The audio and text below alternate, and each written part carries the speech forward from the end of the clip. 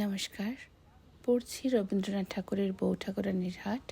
মূল গ্রন্থ অনুসারে আজ শুরু হতে চলেছে এর চতুর্বিংশ পরিচ্ছেদ থেকে, এবং বউ ঠাকুরানীর হাট এই অডিও সিরিজ অনুসারে আজ শুরু হবে এর ষষ্ঠ পর্ব বা 6th পার্ট। শুরু করলাম। যখন রামমোহন চন্দ্রদ্বীপে ফিরিয়া গিয়া একাকী জোর হস্তে অপরাধের মতন রাজার সম্মুখে গিয়া দাঁড়াইল, তখন রামচন্দ্র রায়ের সর্বাঙ্গ চলিয়া উঠিল।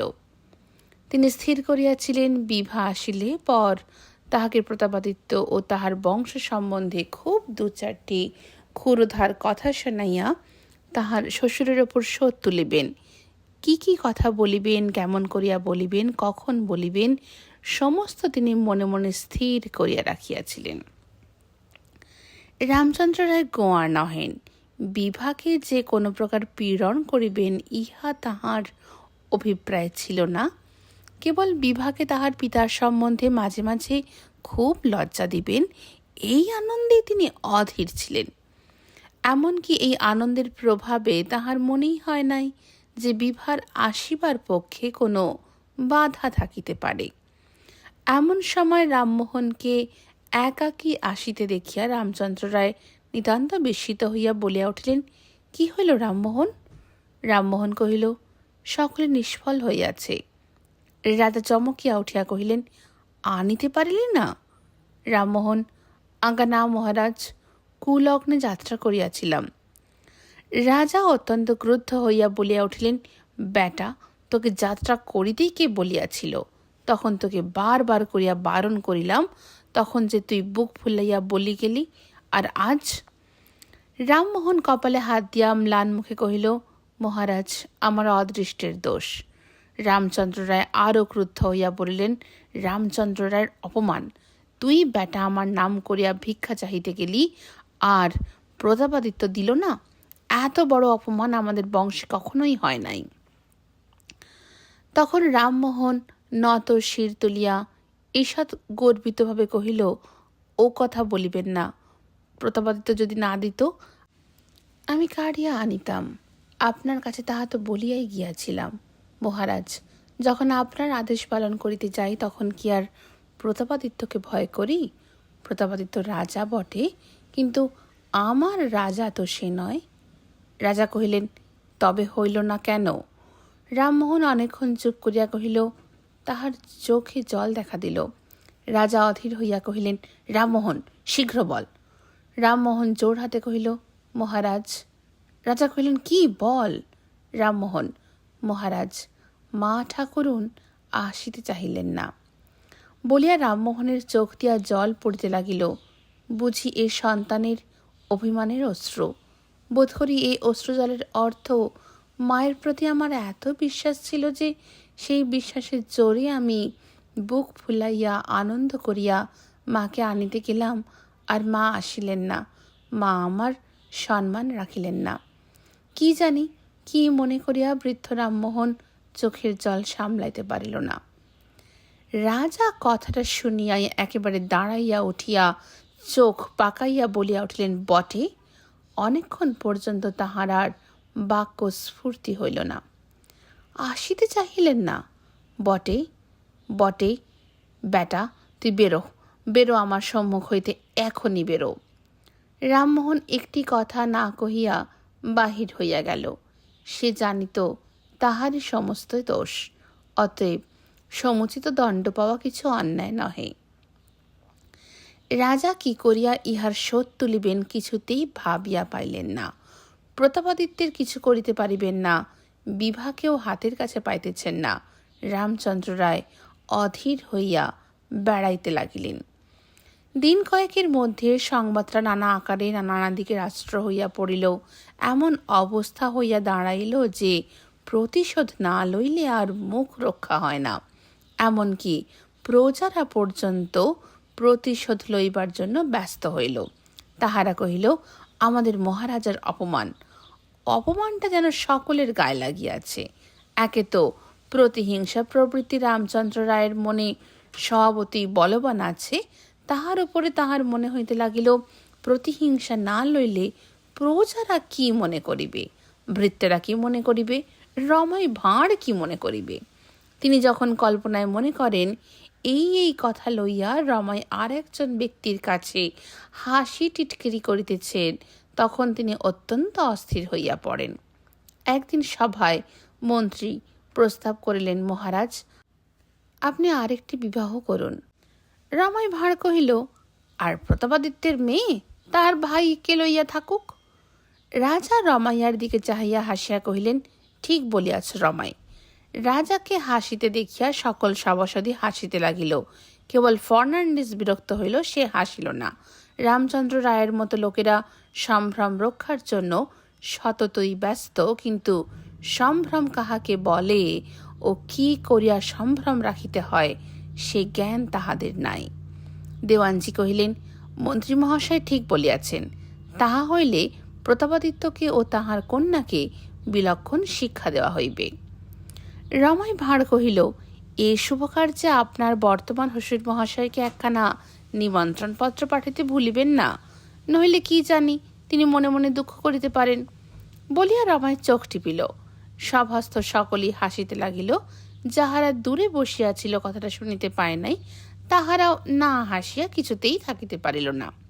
রমাই কহিল, বরণ করিবার নিমিত্ত এও স্ত্রীদের মধ্যে যশোরে আপনার শাশুড়ি ঠাকুরনকে ডাকাইয়া পাঠাইবেন, আর মিষ্টান্ন মিত রেজনা প্রতাপাদিত্যের মেয়েকে যখন এক থাল মিষ্টান্ন পাঠাইবেন, তখন তাহার সঙ্গে দুটো কাঁচা রম্ভা পাঠাইয়া দিবেন। রাজা হাসিয়া অস্থির হইলেন। সভাসদেরা মুখে চাদর দিয়া মুখ বাঁকাইয়া হাসিতে লাগিল। ফর্নান্ডিস অলক্ষিতভাবে উঠিয়া চলিয়া গেল। দেওয়ানজি একবার রসিকতা করার চেষ্টা করিলেন, কহিলেন, মিষ্টান্ন মিতরে জনা, যদি ইতর লোকের ভাগ্যে মিষ্টান্ন থাকে তাহা হইলে তো যশোহরে সমস্ত মিষ্টান্ন খরচ হইয়া যায়, চন্দ্রদ্বীপে আর মিষ্টান্ন খাইবার উপযুক্ত লোক থাকে না। কথাটা শুনিয়া কাহারও হাসি পাইল না।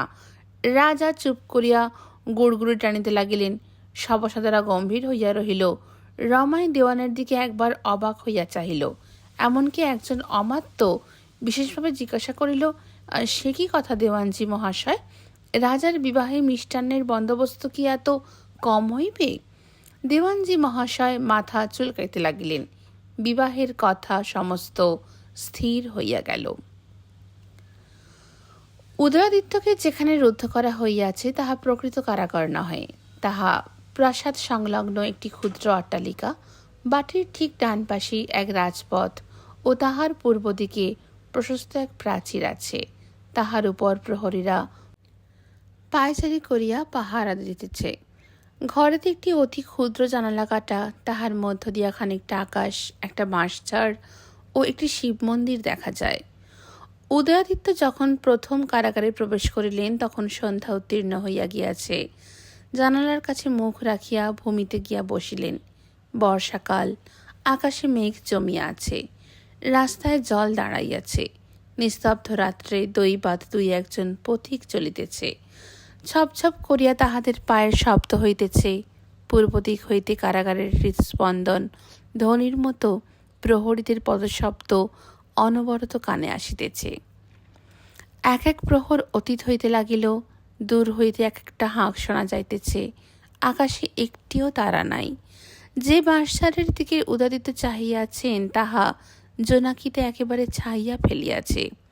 সে রাত্রে উদয়াদিত্য আর শয়ন করিলেন না। জানালার কাছে বসিয়া প্রহরীদের অবিরাম পদশব্দ শুনিতে লাগিলেন।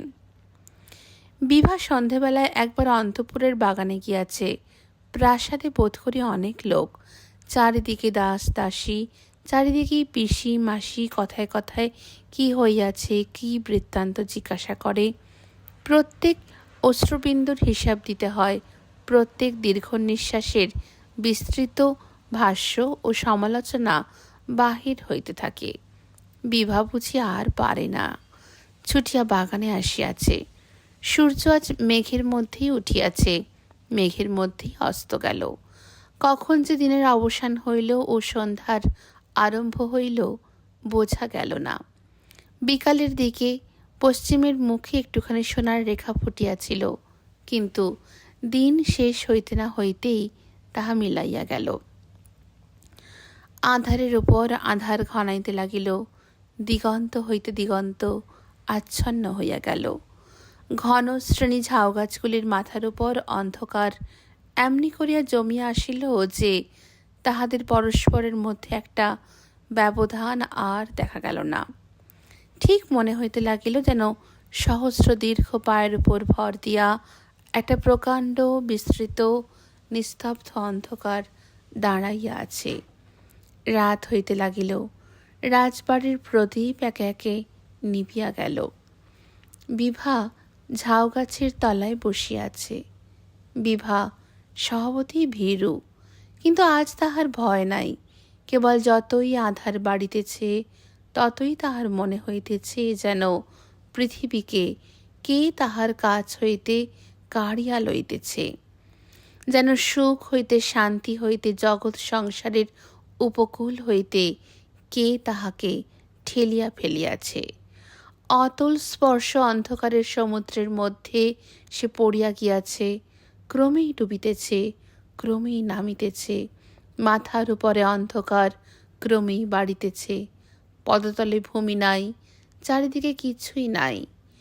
আশ্রয় উপকূল জগৎ সংসার ক্রমেই দূর হইতে দূরে চলিয়া যাইতেছে। তাহার মনে হইতে লাগিল যেন একটু একটু করিয়া তাহার সম্মুখে একটা প্রকাণ্ড ব্যবধান আকাশের দিকে উঠিতেছে।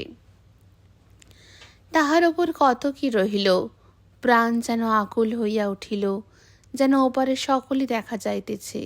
সেখানকার সূর্যালোক, খেলাধুলা, উৎসব সকলই দেখা যাইতেছে। কে যেন নিষ্ঠুরভাবে কঠোর হস্তে তাহাকে ধরিয়া রাখিয়াছে। তাহার কাছে বুকের শিরা টানিয়া ছিঁড়িয়া ফেলিলেও সে যেন সেদিকে চাইতে দিবে না। বিভা যেন আজ দিব্যচক্ষু পাইয়াছে। এই চরাচর ব্যাপী ঘনঘোর অন্ধকারের উপর বিধাতা যেন বিভার ভবিষ্যৎ অদৃষ্ট লিখিয়া দিয়াছেন। যেন জগৎ সংসারে একাকী বলিয়া বিভা যেন তাহাই পাঠ করিতেছে।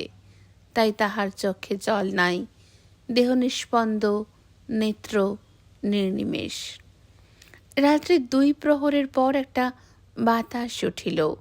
অন্ধকারে গাছপালাগুলো হাঁ হাঁ করিয়া উঠিল। বাতাস অতি দূরে হু হু করিয়া শিশুর কণ্ঠে কাঁদিতে লাগিল।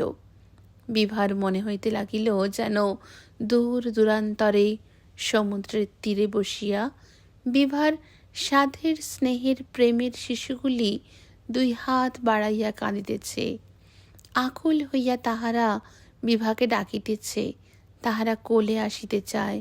সম্মুখে তাহারা পথ দেখিতে পাইতেছে না, যেন তাহাদের ক্রন্দন এই 100 যোজন লক্ষ যোজন গাঢ় স্তব্ধ অন্ধকার ভেদ করিয়া বিভার কানে আসিয়া পৌঁছিল। বিভার প্রাণ যেন কাতর হইয়া কহিল, কে রে, তোরা কে? তোরা কে কাঁদিতেছিস? তোরা কোথায়? বিভা মনে মনে যেন এই লক্ষ যোজন অন্ধকারের পথে একাকিনী যাত্রা করিল। সহস্র বৎসর ধরিয়া যেন অবিশ্রাম ভ্রমণ করিল। পথ শেষ হইল না, কাহাকেও দেখিতে পাইল না। কেবল সেই বায়ুহীন, শব্দহীন, দিন রাত্রিহীন, জনশূন্য, তারাশূন্য, দিক দিগন্ত শূন্য মহান্ধকারের মধ্যে দাঁড়াইয়া মাঝে মাঝে চারিদিক হইতে ক্রন্দন শুনিতে পাইল। কেবল বাতাস দূর হইতে করিতে লাগিল হু হু। সমস্ত রাত্রি অনিদ্রায় কাটিয়া গেল। পরদিন বিভা কারাগারে উদয়াদিত্যের নিকট যাইবার নিমিত্ত অনেক চেষ্টা করিল। সেখানে তাহার যাওয়া নিষেধ। সমস্ত দিন ধরিয়া কান্নাকাটি করিল অনেক, এমনকি স্বয়ং প্রতাপাদিত্যের কাছে গেল। বিভা তাহার পা জড়াইয়া ধরিল। অনেক কষ্টে সম্মতি পাইল। পরদিন প্রভাত হইতে না হইতেই বিভা শয্যা হইতে উঠিয়া কারাগৃহে প্রবেশ করিল। গিয়া দেখিল উদয়াদিত্য বিছানায় শোন নাই। ভূমিতলে বসিয়া বাতায়নের উপরে মাথা দিয়া ঘুমাইয়া পড়িয়াছেন। দেখিয়া বিভার প্রাণ যেন বুক ফাটিয়া কাঁদিয়া উঠিতে চাহিল। অনেক কষ্টে রোদন সংবরণ করিল। অতি ধীরে নিঃশব্দে উদয়াদিত্যের কাছে গিয়া বসিল। ক্রমে প্রভাত পরিষ্কার হইয়া আসিল। নিকটের বন হইতে পাখিরা গাহিয়া উঠিল। পাশের রাজপথ হইতে পান্থেরা গান গাহিয়া উঠিল। দুই একটি রাত্রি জাগরণে ক্লান্ত প্রহরী আলো দেখিয়া মৃদুস্বরে গান গাহিতে লাগিল।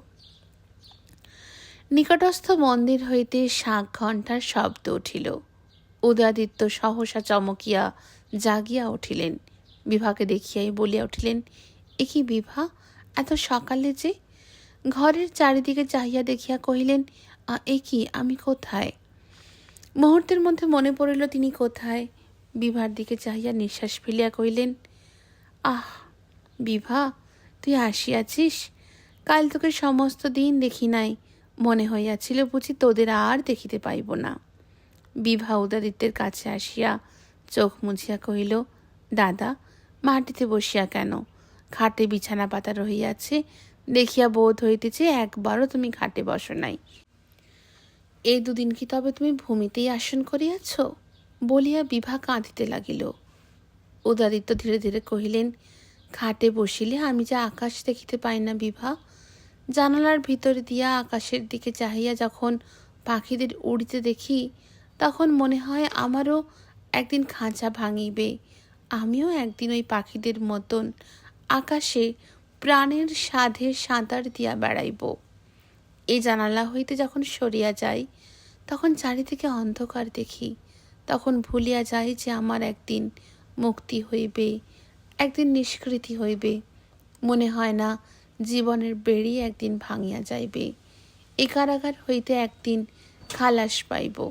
বিভা, এই কারাগারের মধ্যে এই দুই হাত জমি আছে, যেখানে আসিলেই আমি জানিতে পারি যে আমি স্বভাবতই স্বাধীন। কোনো রাজা মহারাজা আমাকে বন্দি করতে পারে না। আর ওইখানে, ওই ঘরের মধ্যে ওই কোমল শয্যা, ওইখানেই আমার কারাগার। আজ বিভাকে সহসা দেখিয়া উদয়াদিত্যের মনে অত্যন্ত আনন্দ হইল। বিভা যখন তাহার চোখে পড়িল, তখন তাহার কারাগারের সমুদয় দ্বার যেন মুক্ত হইয়া গেল। সেদিন তিনি বিভাকে কাছে বসাইয়া আনন্দে এত কথা বলিয়াছিলেন যে কারা প্রবেশের পূর্বে বোধ করি এত কথা কখনো বলেন নাই। বিভা উদয়াদিত্যের সে আনন্দ মনে মনে বুঝিতে পারিয়াছিল। জানি না এক প্রাণ হইতে আর এক প্রাণে কি করিয়া বার্তা যায়, এক প্রাণে তরঙ্গ উঠিলে আর এক প্রাণে কি নিয়মে তরঙ্গ ওঠে। বিভার হৃদয়ে পুলকে পুরিয়া উঠিল। তাহার অনেক দিনের উদ্দেশ্য আজ সফল হইল।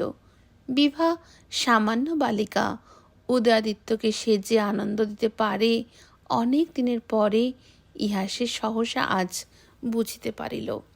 হৃদয়ে সে বল পাইল। এতদিন সে চারিদিক অন্ধকার দেখিতেছিল, কোথাও কোনো কিনারা পাইতেছিল না।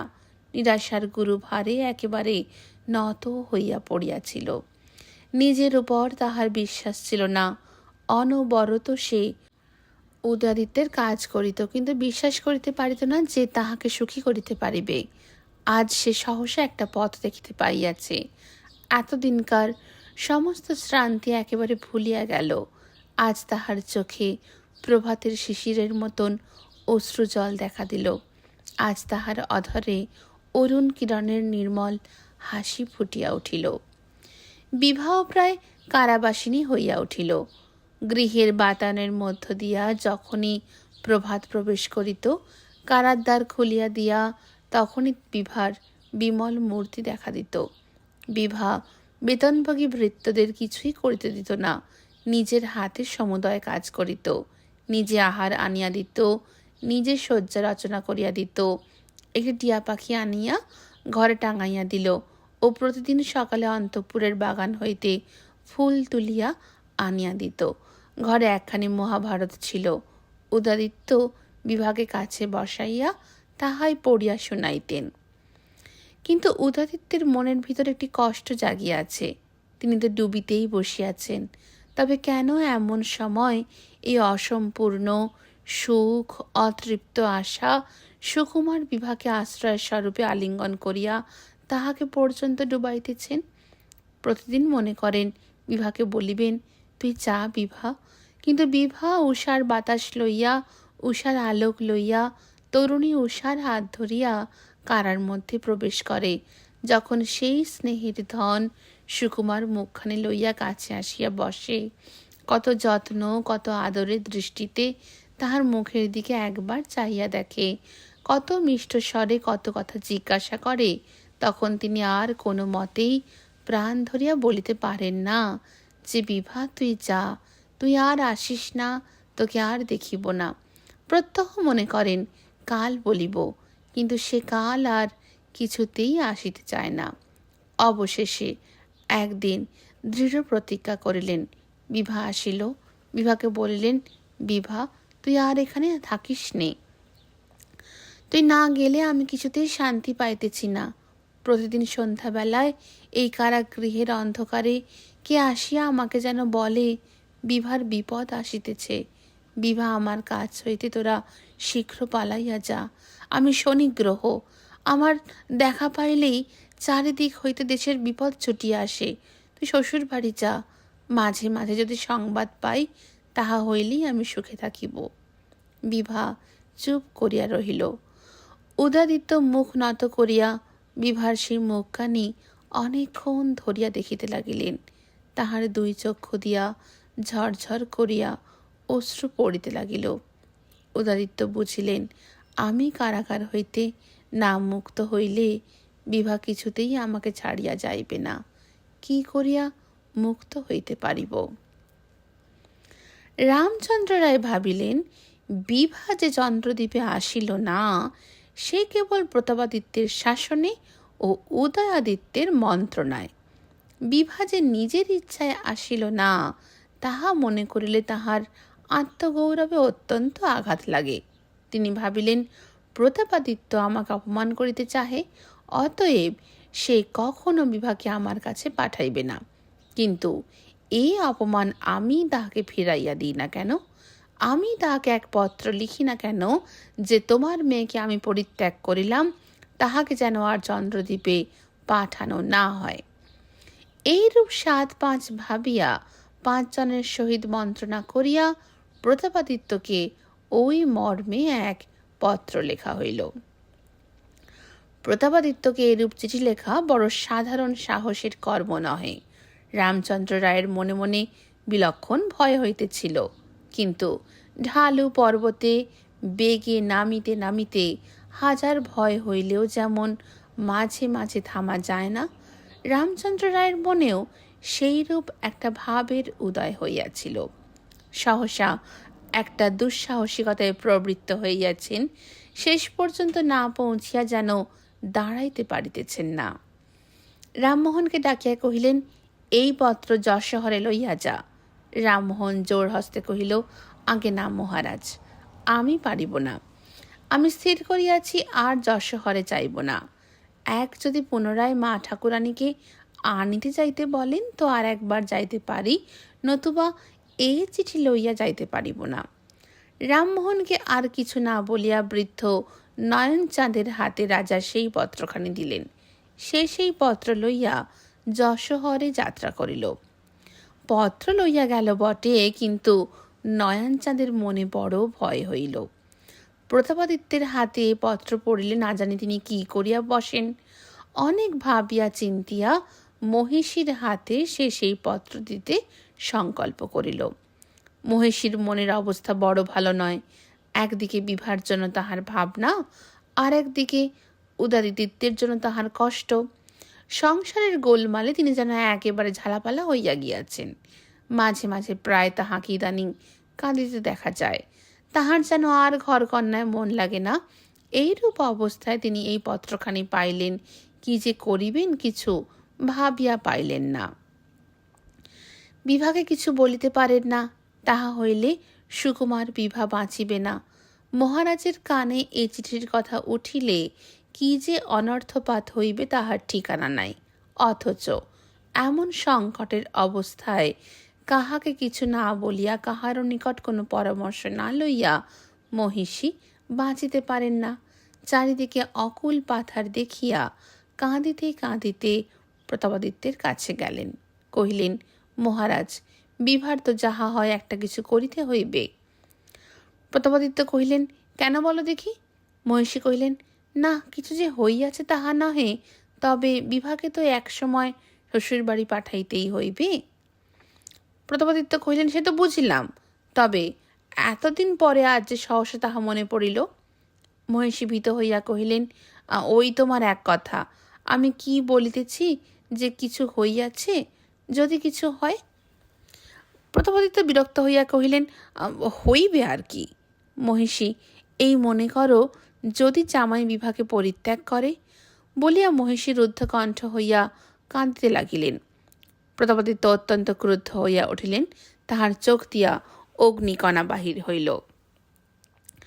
মহারাজের সেই মূর্তি দেখিয়া মহিষী চোখের জল মুছিয়া তাড়াতাড়ি কহিলেন, আর তাই বলিয়া জামাই কি আর সত্য সত্যই লিখিয়াছেন, ও যে ওগো তোমাদের বিভাকে আমি ত্যাগ করিলাম, তাহাকে আর চন্দ্রদেবে পাঠাইও না, তাহা নহে।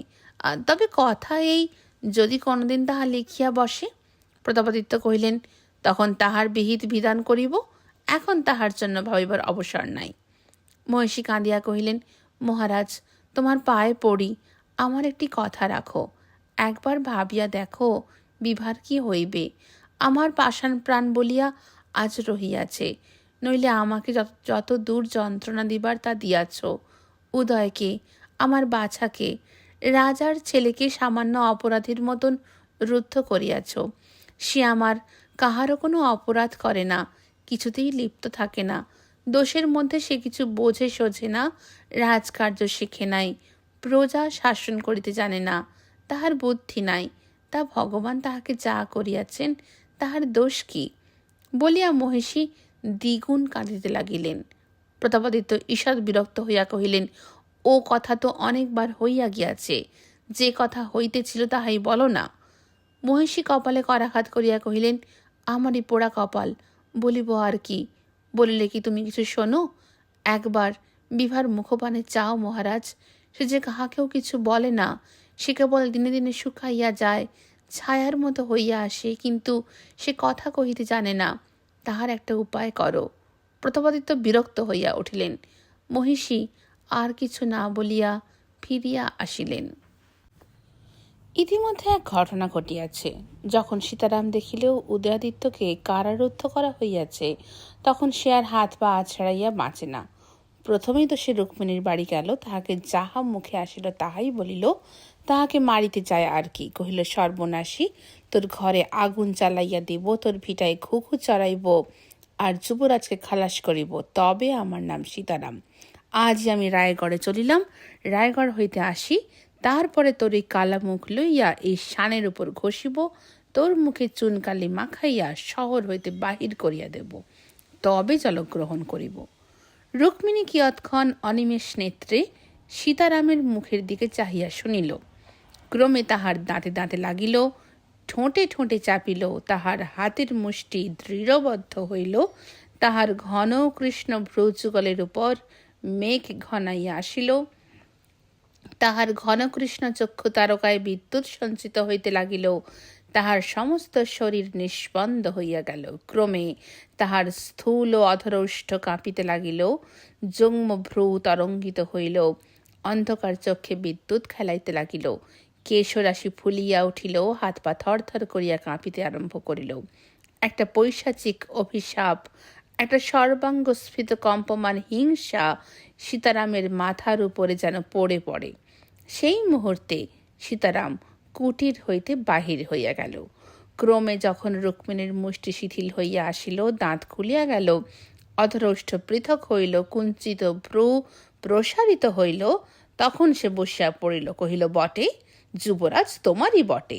যুবরাজের বিপদ হইয়াছে বলিয়া তোমার গায়ে বড় লাগিয়াছে, যেন যুবরাজ আমার কেহ নয়, পোড়ার মুখো। এটা জানিস না যে সে আমারই যুবরাজ, আমি তাহার ভালো করিতে পারি, আর আমি তাহার মন্দ করিতে পারি। আমার যুবরাজকে তুই কারামুক্ত করিতে চাহিস, দেখিব কেমন করে তাহা পারিস। সীতারাম সেই দিনই রায়গড়ে চলিয়া গেল। বিকেলবেলা বসন্ত রায় রায়গড়ের প্রাসাদের বারান্দায় বসিয়া রহিয়াছেন। সম্মুখে এক প্রশস্ত মাঠ দেখা যাইতেছে। মাঠের প্রান্তে খালের পরপারে একটি আম্রবনের মধ্যে সূর্য অস্ত যাইতেছেন। বসন্ত রায়ের হাতে তাহার চির সহচরাচর সেতারটি আর নাই। বৃদ্ধ সে অস্তমান সূর্যের দিকে চাহিয়া আপনার মনে গুনগুন করিয়া গান গাহিতেছেন। আমি শুধু রইনু বাকি, যা ছিল তা গেল চলে, রইল যা তা কেবল ফাঁকি। আমার বলেছিল যারা, আর তো তারা দেয় না সাড়া, কোথায় তারা কোথায় তারা, কেঁদে কেঁদে কারে ডাকি। বল দেখি মা শুধাই তোরে, আমার কিছু রাখলি নে রে, আমি কেবল আমায় নিয়ে কোন প্রাণেতে বেঁচে থাকি। কে জানে কি ভাবিয়া বৃদ্ধ এই গান গাহিতেছিলেন। বুঝি তাহার মনে হইতেছিল গান গাহিতেছি, কিন্তু যাহাদের গান শুনাইতাম তাহারা যে নাই। গান আপনি আসে, কিন্তু গান গাহিয়া যে আর সুখ নাই। এখনো আনন্দ ভুলি নাই, কিন্তু যখনই আনন্দ জন্মিত তখনই যাহাদের আলিঙ্গন করিতে স্বাদ চাইত তাহারা কোথায়। যেদিন প্রভাতে রায়গড়ে ওই তালগাছটার উপরে মেঘ করিত, মনটা আনন্দে নাচিয়া উঠিত, সেই দিনই আমি যাহাদের দেখিতে যশোরে যাত্রা করিতাম তাহাদের কি আর দেখিতে পাইব না? এখনো এক একবার মনটা তেমনি আনন্দে নাচিয়া ওঠে। কিন্তু হায়, এইসব বুঝি ভাবিয়া আজ বিকেলবেলায় অস্তমান সূর্যের দিকে চাহিয়া বৃদ্ধ বসন্ত রায়ের মুখে আপনা আপনি গান উঠিতেছে। আমি শুধু রইনু বাকি। এমন সময় খাঁ সাহেব আসিয়া এক মস্ত সেলাম করিল। খাঁ সাহেবকে দেখিয়া বসন্ত রায় উৎফুল্ল হইয়া কহিলেন, খাঁ সাহেব, এসো এসো। অধিকতর নিকটে গিয়া ব্যস্ত সমস্ত হইয়া কহিলেন, সাহেব, তোমার মুখ আমার মলিন দেখিতেছি কেন? মেজাজ ভালো আছে তো? খাঁ সাহেব কহিলেন, মেজাজের কথা আর জিজ্ঞাসা করিবেন না মহারাজ। আপনাকে মলিন দেখিয়া আমাদের মনে আর সুখ নাই। একটি বয়ত আছে। রাত্রি বলে আমি কেহই নই। আমি যাহাকে মাথায় করে রাখিয়াছি সেই চাঁদ, তাহারই সহিত আমি একত্রে হাসি, একত্রে ম্লান হইয়া যাই। মহারাজ, আমরাই বা কে? আপনি না হাসিলে আমাদের হাসিবার ক্ষমতা কি? আমাদের আর সুখ নাই জনাব। বসন্ত রায় ব্যগ্র হইয়া কহিলেন, এটা কি কথা সাহেব? আমার তো অসুখ কিছুই নাই। আমি নিজেকে দেখিয়া নিজে হাসি, নিজের আনন্দে নিজে থাকি। আমার অসুখ কি খাঁ সাহেব? খাঁ সাহেব কহিলেন, মহারাজ, এখন আপনার আর তেমন গান বাদ্য শোনা যায় না। বসন্ত রায় ঈষৎ গম্ভীর হইয়া কহিলেন, আমার গান শুনিবে সাহেব? আমি শুধু রইনু বাকি, যা ছিল তা গেল চলে, রইল যা তা কেবল ফাঁকি। খাঁ সাহেব কহিলেন, আপনি আর সে সেতার বাজান কই? আপনার সে সেতার কোথায়? বসন্ত রায় ঈষৎ হাসিয়া কহিলেন, সে সেতার যে নাই তাহা নয়, সেতার আছে, শুধু তাহার তাহার ছিঁড়িয়া গেছে, তাহাতে আর সুর মেলে না। বলিয়া আম্রবনের দিকে চাহিয়া মাথায় হাত বুলাইতে লাগিলেন। কিয়ৎক্ষণ পরে বসন্ত রায় কহিলেন, খাঁ সাহেব, একটা গান গাও না, একটা গান গাও। তাজ বেতাজ নও বে নও। খাঁ সাহেব গান ধরিলেন, তাজ বেতাজ নও বে নও। দেখিতে দেখিতে বসন্ত রায় মাতিয়া উঠিলেন, আর বসিয়া থাকিতে পারিলেন না। উঠিয়া দাঁড়াইলেন, একত্রে গাহিতে লাগিলেন, তাজ বেতাজ নও বে নও। ঘন ঘন তাল দিতে লাগিলেন এবং বারবার করিয়া গাহিতে লাগিলেন। গাহিতে গাহিতে সূর্য অস্ত গেল, অন্ধকার হইয়া আসিল। রাখালেরা বাড়ি মুখে আসিতে আসিতে গান ধরিল। এমন সময় সীতারাম মহারাজের জয় হোক বলিয়া প্রণাম করিল। বসন্ত রায় একেবারে চমকিত হইয়া তৎক্ষণাৎ গান বন্ধ করিয়া তাড়াতাড়ি কাছে আসিয়া কহিলেন, আরে সীতারাম যে, ভালো আছিস তো? দাদা কেমন আছে? দিদি কোথায়? সব খবর ভালো তো? খাঁ সাহেব চলিয়া গেল। সীতারাম কহিল, একে একে নিবেদন করিতেছি মহারাজ। বলিয়া একে একে যুবরাজের কারারোধের কথা কহিল। সীতারাম আগাগোড়া সত্য কথা বলে নাই। যে কারণে উদয়াদিত্যের কারারোধ ঘটিয়াছিল সে কারণটা তেমন স্পষ্ট করিয়া বলে নাই। বসন্ত রায়ের মাথায় আকাশ ভাঙিয়া পড়িল। তিনি সীতারামের হাত দৃঢ় করিয়া ধরিলেন। তাহার ভ্রু ঊর্ধ্বে উঠিল, তাহার চক্ষু প্রসারিত হইয়া গেল, তাহার অধরোষ্ঠ বিভিন্ন হইয়া গেল। নির্নিমেষ নেত্রে সীতারামের মুখের দিকে চাহিয়া কহিলেন, হ্যাঁ? সীতারাম কহিল, আগে হ্যাঁ মহারাজ। কিয়ৎক্ষণ চুপ করিয়া বসন্ত রায় কহিলেন, সীতারাম। সীতারাম কহিলেন, মহারাজ। বসন্ত রায়, তাহা হইলে দাদা এখন কোথায়? সীতারাম, আগে তিনি কারাগারে। বসন্ত রায় মাথায় হাত বুলাইতে লাগিলেন। উদয়াদিত্য কারাগারে, এ কথাটা বুঝি তাহার মাথায় ভালো করিয়া বসিতেছে না। কিছুতেই কল্পনা করিয়া উঠিতে পারিতেছেন না। আবার কিছুক্ষণ বাদে সীতারামের হাত ধরিয়া কহিলেন, সীতারাম। আজ্ঞে মহারাজ। তাহা হইলে দাদা এখন কি করিতেছেন? কি আর করিবেন, তিনি কারাগারেই আছেন। তাহাকে কি সকলে বন্ধ করিয়া রাখিয়াছে? আজ্ঞে হ্যাঁ মহারাজ। তাহাকে কি কেহ একবার বাহির হইতে দেয় না? আজ্ঞে না। সে একলা কারাগারে বসিয়া আছে। বসন্ত রায় এই কথাগুলি বিশেষ কোনো ব্যক্তিকে জিজ্ঞাসা করেন নাই, আপনা আপনি বলিতেছিলেন। সীতারাম তাহা বুঝিতে পারে নাই। সে উত্তর করিল, হ্যাঁ মহারাজ। বসন্ত রায় বলিয়া উঠিলেন, দাদা তুই আমার কাছে আয় রে, তোকে কেহ চিনিল না। বসন্ত রায় তাহার পর তিনি যশোহরে যাত্রা করিলেন। কাহারও নিষেধ মানিলেন না। যশোহরে পৌঁছিয়াই একেবারে রাজবাটির অন্তঃপুরে গেলেন। বিভা সহসা তাহার দাদা মহাশয়কে দেখিয়া যেন কি হইয়া গেল। কিছুক্ষণ কি যে করিবে কিছু যেন ভাবিয়া পাইল না। কেবল চোখে বিস্ময়, অধরে আনন্দ, মুখে কথা নাই, শরীর নিষ্পন্দ। খানিকটা দাঁড়াইয়া রহিল। তাহার পর তাহার পায়ের কাছে পড়িয়া প্রণাম করিল, পায়ের ধুলা মাথায় লইল। বিভা উঠিয়া দাঁড়াইলে পর বসন্ত রায় একবার নিতান্ত একাগ্র দৃষ্টে বিভার মুখের দিকে চাহিয়া জিজ্ঞাসা করিলেন, বিভা? আর কিছু বলিলেন না, কেবল জিজ্ঞাসা করিলেন, বিভা? যেন তাহার মনে একটি অতি ক্ষীণ আশা জাগিয়াছিল যে সীতারাম যাহা বলিয়াছিল তাহা সত্য না হইতেও পারে। সমস্তটা স্পষ্ট জিজ্ঞাসা করিতে ভয় হইতেছে, পাছে বিভা তাহার উত্তর দিয়া ফেলে। তাহার ইচ্ছা নয় যে বিভা তৎক্ষণাৎ তাহার এই প্রশ্নের উত্তর দেয়। তাই তিনি অতি ভয় ভয় বিভার মুখখানিকে জিজ্ঞাসা করিলেন, বিভা? তাই তিনি অতি একাগ্র দৃষ্টে তাহার মুখের দিকে একবার চাহিলেন। বিভা বুঝিল এবং বিভা উত্তর দিতেও পারিল না। তাহার প্রথম আনন্দ উচ্ছ্বাস ফুরাইয়া গেছে। আগে যখন দাদা মহাশয় আসিতেন সেই সব দিন তাহার মনে পড়িয়াছে।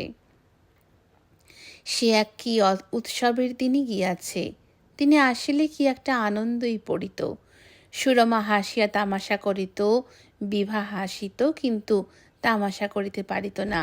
দাদা প্রশান্ত আনন্দ মূর্তিতে দাদা মহাশয়ের গান শুনিতেন। আজ দাদা মহাশয় আসিলেন, কিন্তু আর কেহ তাহার কাছে আসিল না। কেবল এই আধার সংসারে একলা বিভা, সুখের সংসারের একমাত্র ভগ্নাবশেষের মতন একলা দাদা মহাশয়ের কাছে দাঁড়াইয়া আছে। দাদা মহাশয় আসিলে যে ঘরে আনন্দ ধ্বনি উঠিত, সেই সুরমার ঘর আজ এমন কেন? সে আজ স্তব্ধ, অন্ধকার, শূন্যময়। দাদা মহাশয়কে দেখিলেই সে ঘরটা যেন এখনই কাঁদিয়া উঠিবে। বসন্ত রায় একবার কি যেন কিসের আশ্বাসে সেই ঘরের সম্মুখে গিয়া দাঁড়াইলেন। দরজার কাছে দাঁড়াইয়া ঘরের মধ্যে মাথা লইয়া একবার চারিদিকে দেখিলেন। তৎক্ষণাৎ মুখ ফিরাইয়া বুক ফাটা কণ্ঠে জিজ্ঞাসা করিলেন, দিদি, ঘরে কি কেহই নাই? বিভা কাঁদিয়া কহিল, না দাদা মহাশয়, কেহই নাই। স্তব্ধ ঘরটা যেন হাহা করিয়া বলিয়া উঠিল, আগে যাহারা ছিল তাহারা কেহই নাই। বসন্ত রায় অনেকক্ষণ পর্যন্ত চুপ করিয়া দাঁড়াইয়া রহিলেন। অবশেষে বিভার হাত ধরিয়া আস্তে আস্তে গাইয়া উঠিলেন, আমি শুধু রইনু বাকি। বসন্ত রায় প্রতাপাদিত্যের কাছে গিয়া নিতান্ত মিনতি করিয়া কহিলেন, বাবা প্রতাপ, উদয়কে আর কেন কষ্ট দাও? সে তোমার কি করিয়াছে? তাহাকে যদি তোমরা ভালো না বাসো, পদে পদেই যদি সে তোমার কাছে অপরাধ করে, তবে তাহাকে এই বুড়োর কাছে দাও না। আমি তাহাকে লইয়া যাই, আমি তাহাকে রাখিয়া দিই।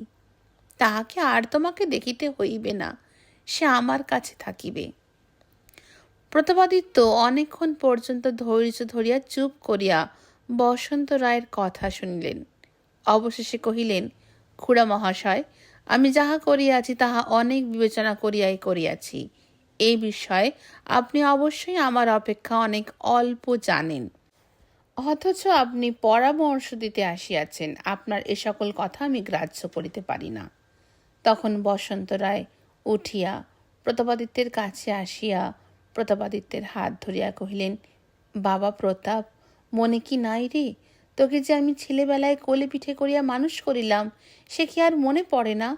স্বর্গীয় দাদা যেদিন তোকে আমার হাতে সমর্পণ করিয়া গিয়াছেন, সেই দিন হইতে আমি কি এক মুহূর্তের জন্য তোকে কষ্ট দিয়াছি? অসহায় অবস্থায় যখন তুই আমার হাতে ছিলি, একদিনও কি তুই আপনাকে পিতৃহীন বলিয়া মনে করিতে পারিয়াছিলি?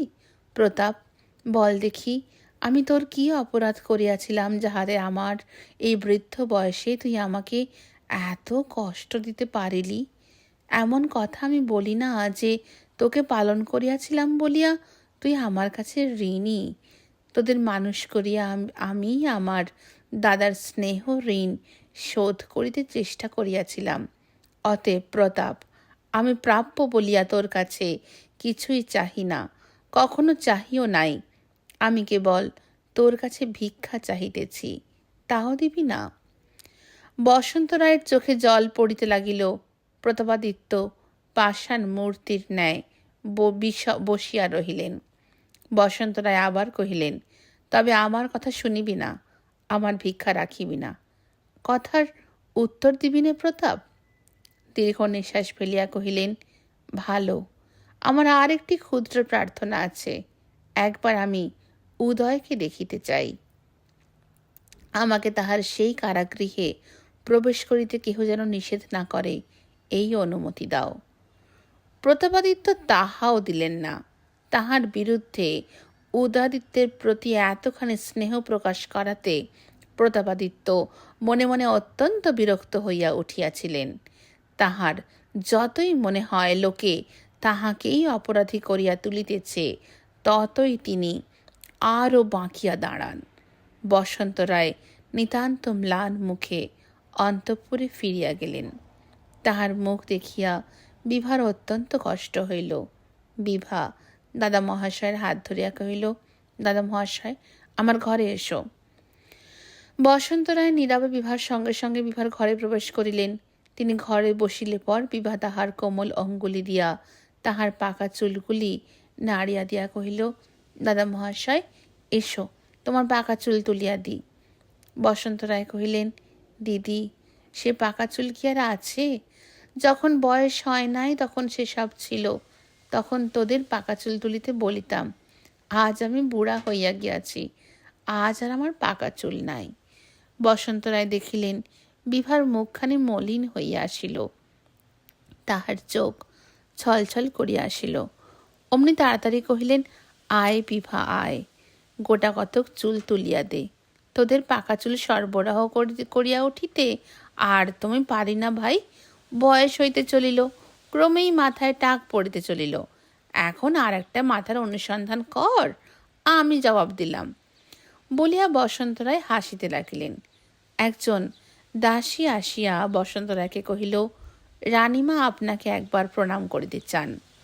বসন্ত রায় মহিষীর ঘরে গেলেন, বিভা কারাগারে গেল। মহিষী বসন্ত রায়কে প্রণাম করিলেন।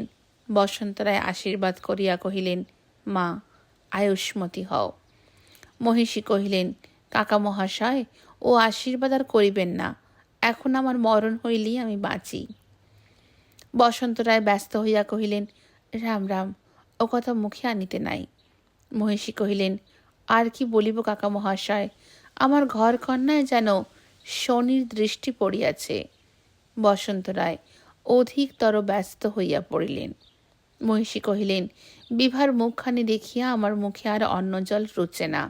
তাহাকে জিজ্ঞাসা করিলে সে কিছু বলে না, কেবল দিনে দিনে তাহার শরীর ক্ষয় হইয়া যাইতেছে।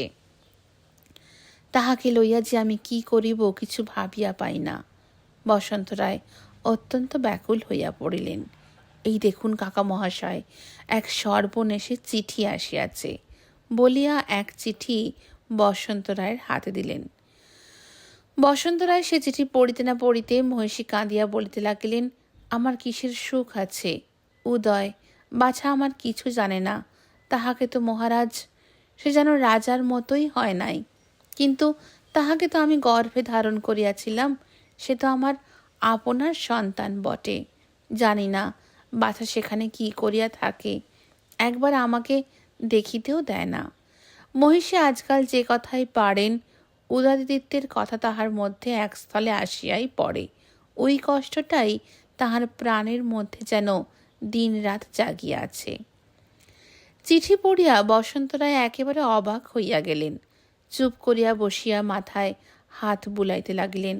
কিয়ৎক্ষণ পরে বসন্ত রায় মহিষীকে জিজ্ঞাসা করিলেন, এই চিঠি তো কাহাকেও দেখাওনি মা? মহিষী কহিলেন, মহারাজ এই চিঠির কথা শুনিলে কি আর রক্ষা রাখিবেন? বিবাহ কি তাহা হইলে আর বাঁচিবে? বসন্ত রায় কহিলেন, ভালো করিয়াছ। এই চিঠি আর কাহাকেও দেখিও না বৌমা। তুমি বিভাকে শীঘ্র তাহার শ্বশুর বাড়ি পাঠাইয়া দাও। মান অপমানের কথা ভাবিও না। মহিষী কহিলেন, আমিও তাহাই মনে করিয়াছি। মান লইয়া আমার কাজ নাই, আমার বিভা সুখী হইলেই হইল। কেবল ভয় হয় পাছে বিভাকে তাহারা অযত্ন করে। বসন্ত রায় কহিলেন, বিভাকে অযত্ন করিবে? বিভা কি অযত্নের ধন? বিভা যেখানে যাইবে সেইখানেই আদর পাইবে। অমন লক্ষ্মী, অমন সোনার প্রতিমা আর কোথায় আছে? রামচন্দ্র কেবল তোমাদের উপর রাগ করিয়াই এই চিঠি লিখিয়াছে, আবার পাঠাইয়া দিলেই তাহার রাগ পড়িয়া যাইবে। বসন্ত রায় তাহার সরল হৃদয় সরল বুদ্ধিতে এই বুঝিলেন, মহিষীও তাহাই বুঝিলেন। বসন্ত রায় কহিলেন, বাড়িতে রাষ্ট্র করিয়া যাও যে বিভাকে চন্দ্রদ্বীপে পাঠাইতে অনুরোধ করিয়া রামচন্দ্র এক চিঠি লিখিয়াছে। তাহা হইলে নিশ্চয়ই সেখানে যাইতে আর অমত করিবে না। সন্ধ্যার পর বসন্ত রায় একাকী বহির বাটিতে বসিয়াছেন। এমন সময় সীতারাম তাহাকে আসিয়া প্রণাম করিল। বসন্ত রায় তাহাকে জিজ্ঞাসা করিলেন, কি সীতারাম, কি খবর? সীতারাম কহিল, সে পরে বলিব, আপনাকে আমার সঙ্গে আসিতে হইবে। বসন্ত রায় কহিলেন, কেন, কোথায় সীতারাম? সীতারাম তখন কাছে আসিয়া বসিল, চুপি চুপি ফিসফিস করিয়া কি সব বলিল। বসন্ত রায় চক্ষু বিস্ফারিত করিয়া কহিলেন, সত্য নাকি? সীতারাম কহিল, আজ্ঞে হ্যাঁ মহারাজ। বসন্ত রায় মনে মনে অনেক ইতস্তত করিতে লাগিলেন, কহিলেন, এখনই যাইতে হইবে নাকি? সীতারাম কহিলেন, আজ্ঞে হ্যাঁ। বসন্ত রায়, একবার বিভার সঙ্গে দেখা করিয়া আসিব না? সীতারাম কহিলেন, আজ্ঞে না, আর সময় নাই। বসন্ত রায় কহিলেন, কোথায় যাইতে হইবে? সীতারাম কহিল, আমার সঙ্গে আসুন, আমি লইয়া যাইতেছি। বসন্ত রায় উঠিয়া দাঁড়াইয়া কহিলেন, একবার বিভার সঙ্গে দেখা করিয়া আসি না কেন? সীতারাম, আগে না মহারাজ, দেরি হইলে সমস্ত নষ্ট হইয়া যাইবে। বসন্ত রায় তাড়াতাড়ি কহিলেন, তবে কাজ নাই, কাজ নাই। উভয়ে চলিলেন। আবার কিছু দূর গিয়া কহিলেন, একটু বিলম্ব করিলে কি চলে না? সীতারাম, না মহারাজ, তাহা হইলে বিপদ হইবে। দুর্গা বলো, বলিয়া বসন্ত রায় প্রাসাদের বাহির হইয়া গেলেন। বসন্ত রায় যে আসিয়াছেন তাহা উদয়াদিত্য জানেন না। বিভা তাহাকে বলে নাই, কেননা যখন উভয়ের দেখা হইবার কোনো সম্ভাবনা ছিল না, তখন এ সংবাদ তাহার কষ্টের কারণ হইত। সন্ধ্যার পরে বিদায় লইয়া বিভা কারাগার হইতে চলিয়া গিয়াছে। উদয়াদিত্য একটি প্রদীপ লইয়া একখানি সংস্কৃত গ্রন্থ পড়িতেছেন। জানালার ভিতর দিয়া বাতাস আসিতেছে, দ্বীপের ক্ষীণ শিখা কাঁপিতেছে। অক্ষর ভালো দেখা যাইতেছে না। কীট পতঙ্গ আসিয়া দ্বীপের ওপর পড়িতেছে, একবার দ্বীপ নিব নিব হইতেছে, একবার বাতাস বেগে আসিল, দ্বীপ নিভিয়া গেল। উদয়াদিত্য পুঁথি ঝাঁপিয়া তাহার খাটে গিয়া বসিলেন। একে একে কত কি ভাবনা আসিয়া পড়িল। বিভার কথা মনে আসিল। আজ বিভা কিছু দেরি করিয়া আসিয়াছিল, কিছু সকাল সকাল চলিয়া গিয়াছিল। আজ বিভাকে কিছু বিশেষ ম্লান দেখিয়াছিলেন, তাহাকে লইয়া মনে মনে আলোচনা করিতেছিলেন। পৃথিবীতে যেন তাহার আর কেহ নাই। সমস্ত দিন বিভাকে ছাড়া আর কাহাকেও তিনি দেখিতে পান না। বিভাই তাহার একমাত্র আলোচ্য। বিভার প্রত্যেক হাসিটি, প্রত্যেক কথাটি তাহার মনে সঞ্চিত হইতে থাকে। তৃষিত ব্যক্তি তাহার পানীয়ের প্রত্যেক বিন্দুটি পর্যন্ত যেমন উপভোগ করে, তেমনি বিভার প্রীতির অতি সামান্য চিহ্নটুকু পর্যন্ত তিনি প্রাণে মনে উপভোগ করেন। আজ তাই এই বিজন ক্ষুদ্র অন্ধকার ঘরের মধ্যে একলা শুইয়া স্নেহের প্রতিমা বিভার ম্লান মুখখানি ভাবিতেছিলেন। সেই অন্ধকারে বসিয়া তাহার একবার মনে হইল, বিভার কি ক্রমেই বিরক্তি ধরিতেছে। এই নিরানন্দ কারাগারের মধ্যে এক বিষণ্ণ অন্ধকার মূর্তির সেবা করিতে আর কি তাহার ভালো লাগিতেছে না? আমাকে কি ক্রমেই সে তাহার সুখের বাধা, তাহার সংসার পথের কণ্টক বলিয়া দেখিবে? আজ দেরি করিয়া আসিয়াছে, কাল হয়তো আরও দেরি করিয়া আসিবে, তাহার পরে একদিন হয়তো সমস্ত দিন বসিয়াছি, কখন বিভা আসিবে। বিকাল হইবে, সন্ধ্যা হইবে, রাত্রি হইবে, বিভা আর আসিবে না। তাহার পর হইতে আর হয়তো বিভা আসিবে না। উদয়াদিত্যের মনে যতই এই কথা উদয় হইতে লাগিল, ততই তাহার মনটা হাহা করিতে লাগিল। তাহার কল্পনা রাজ্যের চারিদিক কি ভয়ঙ্কর শূন্যময় দেখিতে লাগিলেন। একদিন আসিবে যেদিন বিভা তাহাকে স্নেহশূন্য নয়নে তাহার সুখের কণ্টক বলিয়া দেখিবে। সেই অতি দূর কল্পনার আভাস মাত্র লাগিয়া তাহার হৃদয় একেবারে ব্যাকুল হইয়া উঠিল। একবার মনে করিতেছেন, আমি কি ভয়ঙ্কর স্বার্থপর। আমি বিভাকে ভালোবাসি বলিয়া তাহার যে ঘোরতর শত্রুতা করিতেছি। কোনো শত্রুও বোধ করি এমন পারে না। বারবার প্রতিজ্ঞা করিতেছেন আর বিভার উপর নির্ভর করিবেন না। কিন্তু যখনই কল্পনা করিতেন তিনি বিভাকে হারাইয়াছেন, তখনই তাহার মনে সে বল চলিয়া যাইতেছে। তখনই তিনি অকুল পাথারে পড়িয়া যাইতেছেন। মরণাপন্ন মঞ্চমান ব্যক্তির মতো বিভার কাল্পনিক মূর্তিকে আকুলভাবে আঁকড়িয়া ধরিতেছেন। এমন সময় বহির্দেশে সহসা আগুন আগুন বলিয়া এক ঘোরতর কোলাহল উঠিল। উদয়াদিত্যের বুক কাঁপিয়া উঠিল। বাহিরে শত শত কণ্ঠরোল একত্র উঠিল। সহসা নানা কণ্ঠে নানাবিধ চিৎকারের সহিত আকাশে শত লোকের দ্রুত পদশব্দ শোনা গেল। উদয়াদিত্য বুঝিলেন, প্রাসাদের কাছাকাছি কোথাও বুঝি আগুন লাগিয়াছে। অনেকক্ষণ ধরিয়া গোলমাল চলিতে লাগিল। তাহার মন অত্যন্ত অধীর হইয়া উঠিল। সহসা দ্রুত বেগে তাহার কারাগারের দ্বার খুলিয়া গেল। কে একজন তাহার অন্ধকার গৃহে প্রবেশ করিল। তিনি চমকিয়া উঠিয়া জিজ্ঞাসা করিলেন, কে ও? সে উত্তর করিল, আমি সীতারাম, আপনি বাহির হইয়া আসুন। উদয়াদিত্য কহিলেন, কেন? সীতারাম কহিল, যুবরাজ, কারাগৃহে আগুন লাগিয়াছে, শীঘ্র বাহির হইয়া আসুন। বলিয়া তাহাকে ধরিয়া প্রায় তাহাকে বহন করিয়া কারাগারের বাহিরে লইয়া গেল। অনেক দিন পর উদয়াদিত্য আজ মুক্ত স্থানে আসিলেন। মাথার উপরে সহসা অনেকটা আকাশ দেখিতে পাইলেন। বাতাস যেন তাহার বিস্তৃত বক্ষ প্রসারিত করিয়া তাহাকে আলিঙ্গন করিতে লাগিল। চোখের বাধা চারিদিক হইতে খুলিয়া গেল। সেই অন্ধকার রাত্রে আকাশের অসংখ্য তারকার দৃষ্টির নিম্নে বিস্তৃত মাঠের মধ্যে কোমল তৃণজালের উপর দাঁড়াইয়া সহসা তাহার মনের মধ্যে এক অপরিসীম অনির্বচনীয় আনন্দের উদয় হইল। সেই আনন্দ কিয়ৎক্ষণ নিস্তব্ধ থাকিয়া তাহার পর সীতারামকে জিজ্ঞাসা করিলেন, কি করিব, কোথায় যাইব? অনেকদিন সংকীর্ণ স্থানে বদ্ধ ছিলেন, চলেন ফেরেন নাই। আজ এই বিস্তৃত মাঠের মধ্যে আসিয়া অসহায় ভাবে সীতারামকে জিজ্ঞাসা করিলেন, কি করিব, কোথায় যাইব? সীতারাম কহিল, আসুন, আমার সঙ্গে আসুন। এদিকে আগুন খুব জ্বলিতেছে। বৈকালে কতগুলি প্রজা প্রধান কর্মচারীদের নিকট কি একটা নিবেদন করিবার জন্য আসিয়াছিল।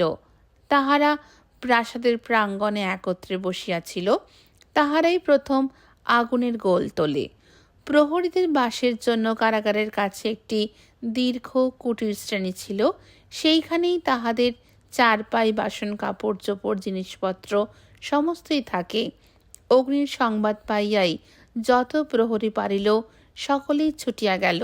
যাহারা নিতান্ত পারিল না, তাহারা হাত পা আছড়াইতে লাগিল। উদয়াদিত্যের গৃহদ্বারেও দুই একজন প্রহরী ছিল বটে, কিন্তু সেখানে কড়াক্কড় পাহারা দিবার কোনো প্রয়োজনই ছিল না। দস্তুর ছিল বলিয়া তাহারা পাহারা দিত মাত্র।